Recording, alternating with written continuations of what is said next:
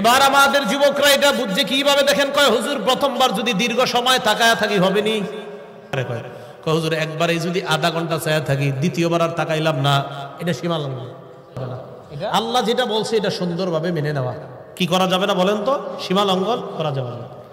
যেমন রাসূল সাল্লাল্লাহু আলাইহি সাল্লাম বলছেন, ইয়া আলী লা তুতবি'ন নজরাতা আলী, একবার নজর পড়ে যাওয়ার পর দ্বিতীয়বার আর নজর দিবা না। এবার আমাদের যুবকরা এটা বুঝছে কিভাবে দেখেন, কয় হুজুর প্রথমবার যদি দীর্ঘ সময় তাকায়া থাকি হবে নি, মানে একটা নারীকে রাসূল বললেন একবার নজর পড়ে যাওয়ার পর দ্বিতীয়বার আর নজর দিবা না। এখন দেখেন সীমা লঙ্ঘন কারে কয়? কয় হুজুর একবারে যদি আধা ঘন্টা চায়া থাকি দ্বিতীয়বার আর তাকাইলাম না, এটা সীমা লঙ্ঘন। এটা সীমা লঙ্ঘন না, হুকুম পালনে সীমা লঙ্ঘন করা যাবে না। যে বিষয়টা বুঝাইতে চাইলাম, প্রথমে দেখেন প্রশ্নের কারণে ঝামেলা বাড়লো, এরপরে আল্লাহ হুকুম দিলেন একের পরে একটা, এরা শুধু উল্টাটা করে সীমা লঙ্ঘন করতেছে আর বারবার তাদের উপরে আযাব আসতেছে। এইগুলো আল্লাহ আমাদেরকে কেন জানাইলেন? যে আমি আল্লাহ সীমা লঙ্ঘন করার কারণে বান্দাদেরকে গজব দিতে পারি, আমি আল্লাহ এখনো আছি, তাই সাবধান। তোমরাও যতদিন দুনিয়াতে বেঁচে আছো সীমা লঙ্ঘন যদি করো তাহলে আমি আল্লাহর গজব কিন্তু এখনো তোমাদের উপর আসতে পারে, কারণ আল্লাহ আমাদেরকে গজব দেওয়াটা এটা আল্লাহর কাছে কোনো ব্যাপার না।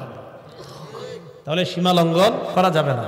ক্বালা রাসূলুল্লাহ সাল্লাল্লাহু আলাইহি ওয়াসাল্লাম, নবীজি সাল্লাল্লাহু আলাইহি ওয়াসাল্লাম বলেন, মা মিন রাজুলিন ফি কওমিন ইউমালু ফীহিম বিল মাআসি ইয়াকদিরুনা আলা আন ইউগাইয়িরু ফালা ইউগাইয়িরু আলাইহি ইল্লা আসাবাহুমুল্লাহু বিআযাবিন মিন ক্বাবলি আন ইয়ামুতু।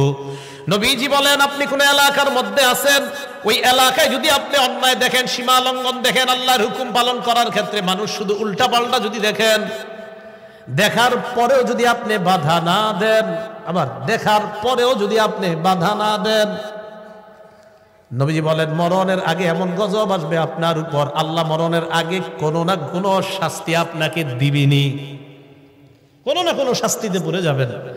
এলাকার মধ্যে দেখবেন আল্লাহ বলছে সুদ খাওয়া হারাম, এরপরেও যারা খায় আর বলে সুদ আর ব্যবসায় করো। একটা হলো সুদ হারাম, হারাম মানে কিছু মানুষ, এরপরেও খায়, সুদরে হারাম মাইনা এরপরেও খায়, এটা একটা বিষয়, বেচারা দোয়া করি ফিরে আসবে।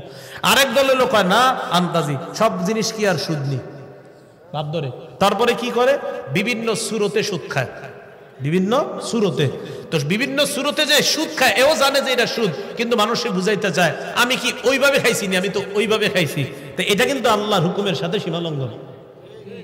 আপনি যেইভাবে খান সুদ যদি হয়, এটা কিয়ামত পর্যন্ত সুদ, এটা হালাল হবে না। আর আপনি বিভিন্ন ঘুরায়া পেঁচায়া এটারে তেনা লাগানোর চেষ্টা করেন, সুদ, এটা সুদ, এটা সীমা লঙ্ঘন করা যাবে না।